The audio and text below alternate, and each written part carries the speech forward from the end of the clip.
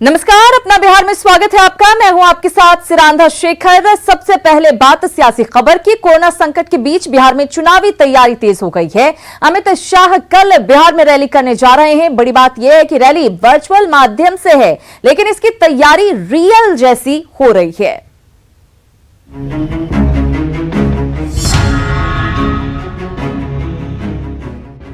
अमित शाह की रैली की तैयारी अपने अंतिम चरण में है।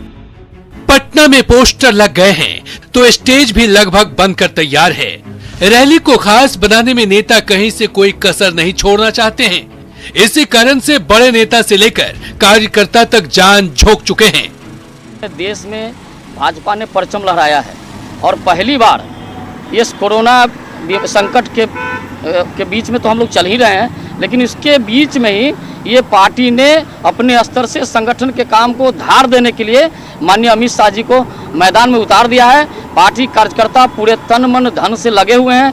ये जनसंवाद का एक तरीका है और हमारा मानना है कि ज़्यादा से ज़्यादा लोगों को इससे जोड़ करके, और प्रधानमंत्री नरेंद्र मोदी जी के नेतृत्व में एक साल में जो केंद्र सरकार ने जो देश को आगे बढ़ाने की दिशा में कदम उठाया है और संकट के समय में देशवासियों के साथ जुड़कर जिस तत्परता के साथ निर्णय लिए, ये सारा संवाद लोगों के भले के लिए, लोगों के हित के लिए।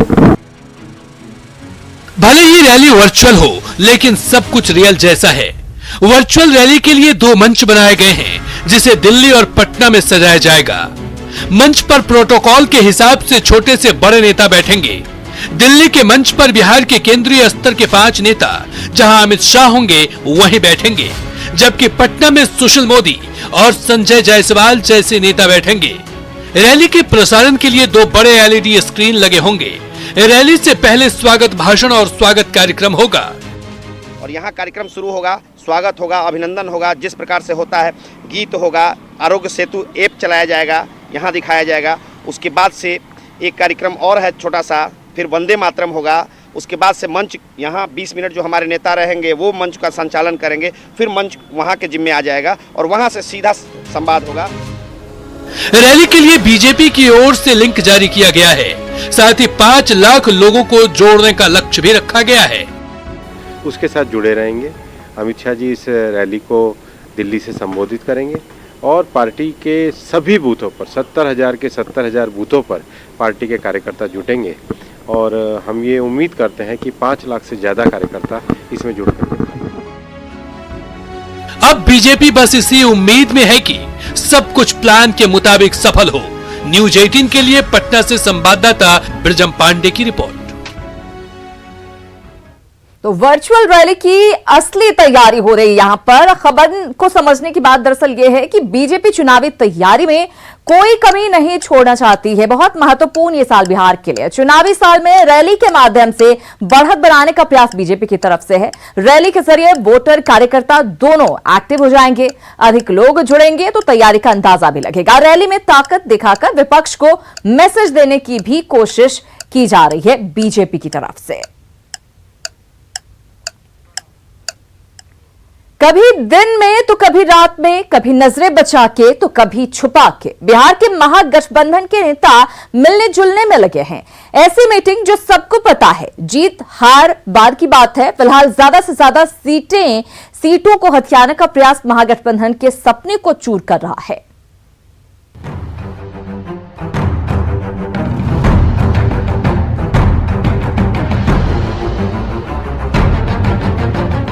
चुनाव जब होंगे तब होंगे, लेकिन महागठबंधन में सीटों को लेकर खुसर फुसर होने लगी है। जीतन राम मांझी, उपेंद्र कुशवाहा और मुकेश सहनी सीटों के मोलभाव के तराजू पर आरजेडी को हल्का कर देना चाहते हैं। वजह यही है कि कभी छुप छुपा के तो कभी रात के सन्नाटे में आरजेडी के ऊपर दबाव बनाने की भुनभुनाहट चलती रहती है। सवालों से साक्षात्कार होने से पहले आगे बढ़ने का इशारा कुछ यूं होता है।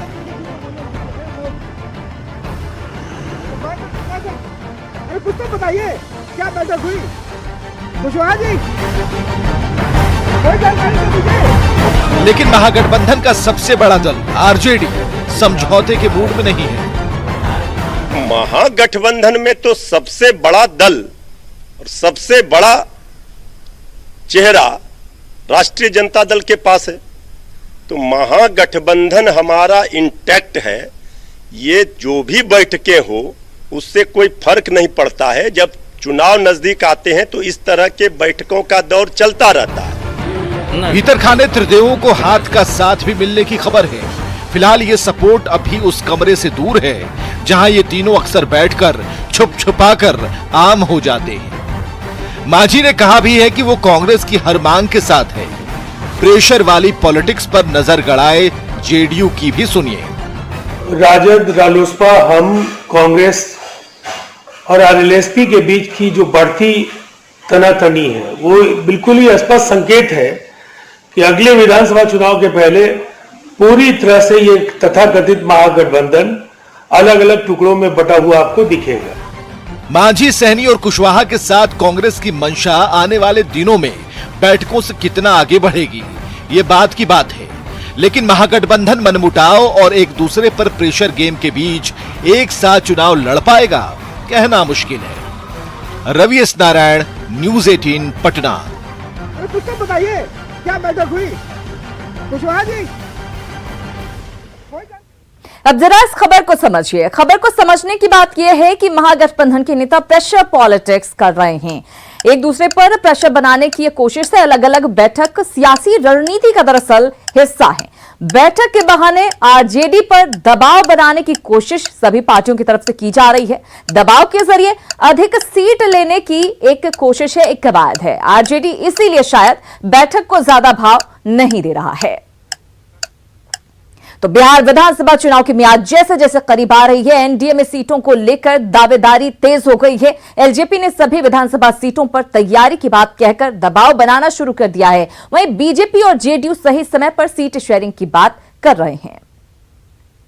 बिहार में विधानसभा चुनाव को लेकर इलेक्शन कमीशन ने अभी सिर्फ संकेत दिए हैं कि चुनाव समय पर होंगे, लेकिन सियासी दलों में चुनाव को लेकर गतिविधियां तेज हो गई हैं। इसका एक बड़ा नजारा 7 जून को दिखने वाला है।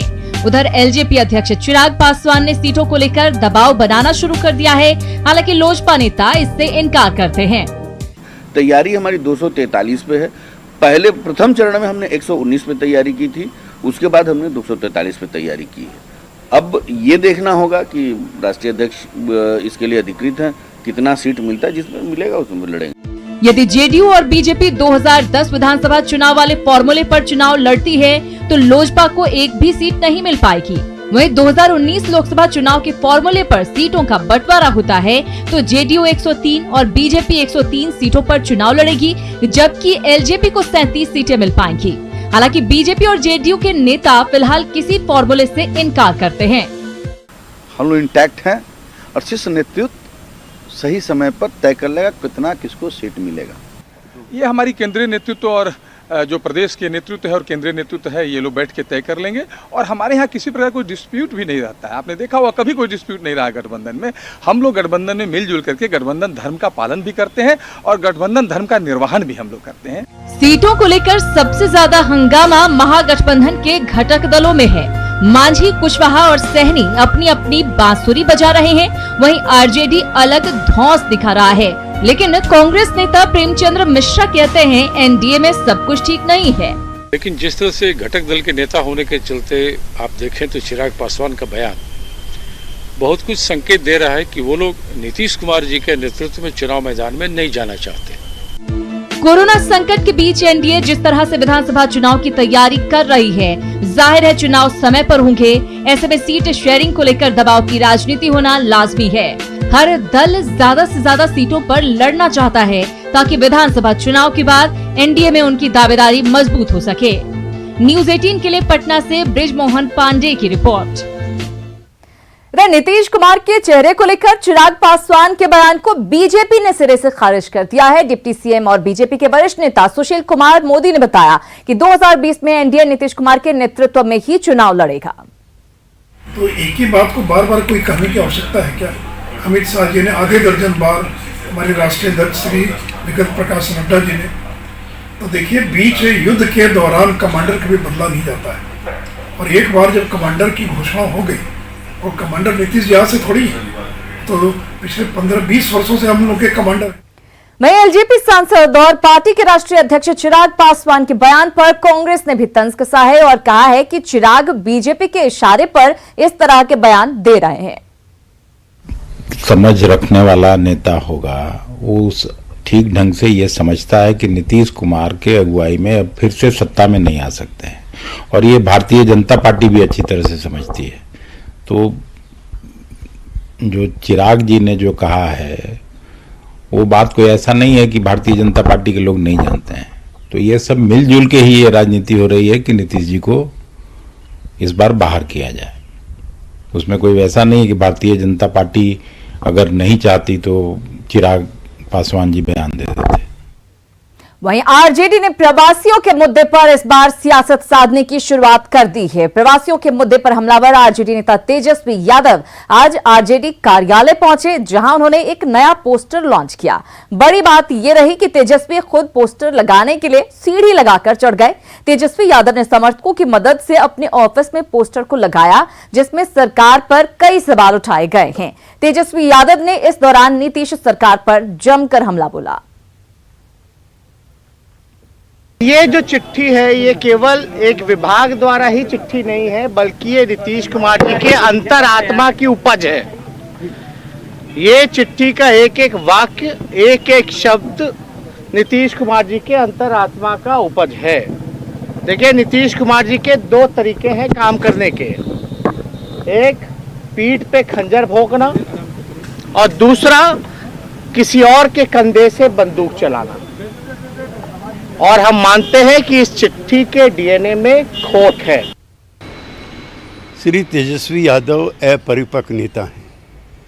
अपने सीनियर पॉलिटिशियंस के बारे में वक्तव्य देते समय संयम बरतना चाहिए। ये श्री लालू प्रसाद जी के स्तर का मामला है, उनके स्तर का मामला नहीं है। इसलिए श्री तेजस्वी यादव जिनका अनुभव ना के बराबर है, उनको इस तरह की टिप्पणियों से परहेज करना चाहिए। और अब जरा बीजेपी सांसद रामकृपाल यादव को सुनिए, जो तेजस्वी यादव का नाम सुनकर ऐसे चौंक गए जैसे उन्होंने पहली बार सुना हो तेजस्वी यादव का नाम। तेजस्वी यादव पोस्टर लगा रहे हैं, खुद से अपने से कांटी भी मार रहे हैं, पिन भी मार रहे हैं। कौन? तेजस्वी यादव। कौन? विपक्ष के नेता है तेजस्वी यादव। ओह, अच्छा अच्छा अच्छा। अब तक वो प्रवास में ही थे, बाहर। जमीन से कोई मतलब है क्या? जनता से कोई मतलब है? 4.5 साल गायब, 6 महीना में घरियाली आंसू बनाने की कोशिश कर रहे हैं। जनता जागरूक है, बिहार की जनता, और सब कुछ जानती है। इनके कोई कुछ का असर पड़ने वाला बिहार की महान जनता पर नहीं है। टाइम फिस लगाते रहें, ठोकते रहें, बजाते रहें।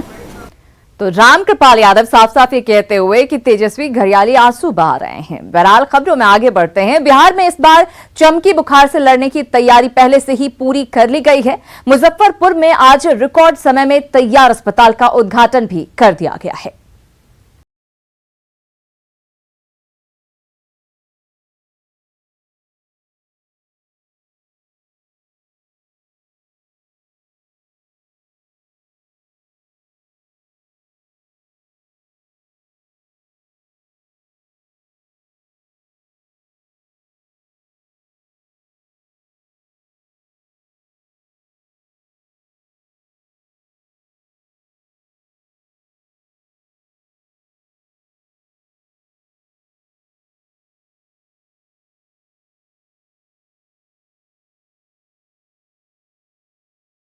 किया गया है। 25 सितंबर 2019 को इसका शिलान्यास माननीय मुख्यमंत्री जी और उप मुख्यमंत्री जी की उपस्थिति में हुआ था।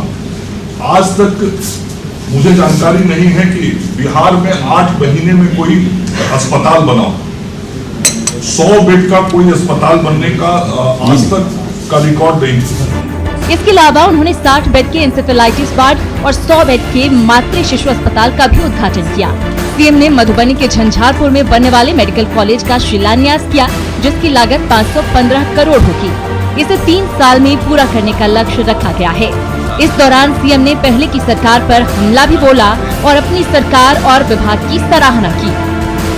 हम तो कितना जिला के अस्पताल में गए थे तो वहाँ देखे थे किसी को देखने के लिए, मरीज को देखने के लिए हम गए, एक पत्रकार था तो उनको देखने के लिए हम गए थे, और साहब जो देखा हमने कि अचानक धब किया, तो हम कहे क्या धब किया, तो देखा कि दूसरी मंजिल पर कुत्ता पहुंचा हुआ था, बेड पर कुत्ता था, मरीजों की संख्या कम थी, ये हालत था पहले। और अब आज समझ लीजिए कि अस्पतालों में अब कितने मरीज आ रहे हैं। पहले यहां तक कि जो मेडिकल कॉलेज हॉस्पिटल है उसका भी बेड नहीं भरता था कभी, और आज क्या स्थिति है कि उसकी संख्या बढ़ रही है। सरकार राज्य की जनता के बेहतर स्वास्थ्य के लिए लगातार काम कर रही है। उम्मीद यही है कि इस बार चमकी बुखार से लड़ने में कोई समस्या नहीं होगी। मधुबनी से अमित, मुजफ्फरपुर से प्रवीण के साथ ब्यूरो रिपोर्ट, न्यूज़ 18। और अब खबर कोरोना से जुड़ी हुई। मुजफ्फरपुर में कोरोना से पहली मौत हो गई है। कल सदर अस्पताल में युवक की मौत हुई थी, आज युवक की रिपोर्ट पॉजिटिव आई है।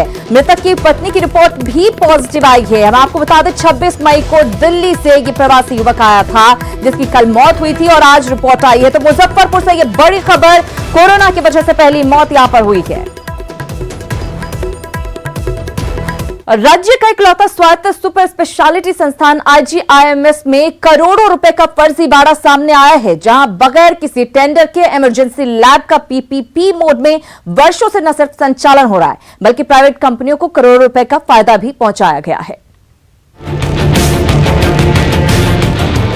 बिहार में एम्स की तर्ज पर साल 1983 में स्थापित सुपर स्पेशलिटी संस्थान IGIMS के लैब टेंडर में फर्जीवाड़े का मामला उजागर हुआ है। बिना री टेंडर किए ही नियमों को ताक पर रखकर एक ही कंपनी को लैब के सेवा अवधि का विस्तार किया जाता रहा। मामले की पोल तब खुली जब बायोकेमिस्ट्री के तत्कालीन विभागाध्यक्ष डॉक्टर उदय कुमार का पत्र हाथ लगा, जिसमें लैब को अनट्रेंड ठेकेदारों के हाथों में सौंपने को भी आत्मघाती बताया गया था। इस फर्जीवाड़े का खुलासा होने पर न्यूज़ 18 की तारीफ करते हुए आरजेडी ने जांच की मांग की है। बिना टेंडर का राज्य का सबसे बड़ा कहा जाए PMCH IGMS अस्पताल है, और इस अस्पताल में इस तरह का धांधली हो रहा है, इस तरह का घोटाला हो रहा है और सरकार चुप बैठी है। इसकी जांच होनी चाहिए। हम न्यूज़ 18 बिहार झारखंड को धन्यवाद देते हैं, इस मामले को उजागर किया है आपने, और इस मामले पर संज्ञान लेते हुए जो भी दोषी अधिकारी पदाधिकारी हैं उन पर जल्द से जल्द कार्रवाई होनी चाहिए। ये बहुत ही संवेदनशील मामला है। संस्थान के सूत्रों की माने तो प्राइवेट कंपनी के जरिए अधिकारी अपनी जेब भरने के लिए PPP मोड में प्राइवेट लैब का संचालन करवा रहे हैं, जबकि संस्थान में पहले से बायोकेमिस्ट्री, माइक्रोबायोलॉजी और पैथोलॉजी विभाग काम कर रहा है। 6 वर्षों में 15 से 20 करोड़ रुपए एक ही कंपनी के खाते में भेजे जा चुके हैं। पूरे मामले पर जब IGIMS के निदेशक डॉक्टर RN विश्वास से पूछा गया तो निदेशक साहब ने पहले तो घुमा फिरा कर जवाब दिया, लेकिन री टेंडर के सवाल पर बच नहीं पाए और उन्हें गलती स्वीकार करनी पड़ी। टेंडर नहीं हुआ तो हम टेंडर करेंगे। मानते हैं कि ये इलीगल हुआ है? इलीगल मतलब गलती से वो मतलब ओवरलुक हो गया। वित्तीय अनियमितता का नहीं, अनियमितता तो नहीं है, क्योंकि जो नियम हुआ था 50% जो लगाया उसको मिलता है 50%, क्योंकि वो तो सारा फाइल में ही साइन करता है। जो आप देखता हो जो इतना आ रहा है IGIMS में। एक तो एवरी ईयर ऑडिट भी होता है, तो ऑडिट वाला भी तो अप्रूव कर दिया। आप रीटेंडर का प्रोसेस करवाएंगे? जरूर करेंगे। हैरानी की बात तो ये है कि 6 साल तक लैब का टेंडर तो नहीं हुआ, लेकिन प्राइवेट कंपनी की चांदी कटती रही। ऐसे में करोड़ों रुपए की हुई वित्तीय अनियमितता ने न सिर्फ IGIMS प्रबंधन पर सवाल खड़ा किया है, बल्कि सरकार को भी चूना लगाने का काम किया है। कैमरामैन दीपक के साथ रजनीश कुमार, न्यूज़ 18 पटना। और इसी के साथ अपना बिहार में फिलहाल इतना ही, लेकिन कुछ ही देर बाद देखिए जोहार झारखंड।